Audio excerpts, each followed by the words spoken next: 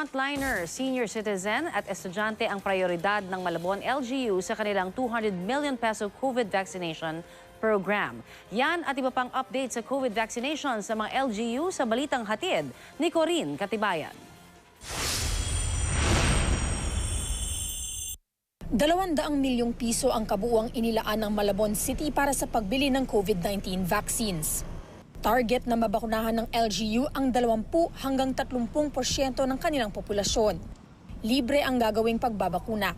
Ayon kay Malabon City Mayor Antolin Oreta III, prioridad ang medical frontliners, mga residenteng nagtatrabaho sa labas ng kanilang lungsod, mga matatanda at mga estudyante na vulnerable sa sakit.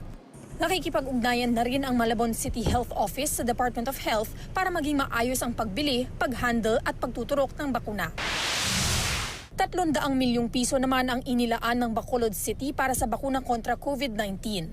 Pumirma na ng multilateral at confidentiality agreement si Bacolod City Mayor Evelio Leonardia at kumpanyang AstraZeneca para sa advance order ng COVID-19 vaccines.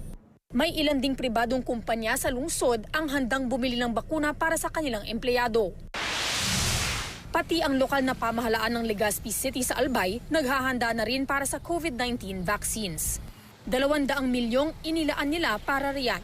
Ayon kay Legazpi Mayor Noel Rosal, target nilang mabakunahan ang lahat ng kanilang residente. Handa raw silang umutang para sa karagdagang pondo kung kinakailangan. Corinne Katibayan, GMA News.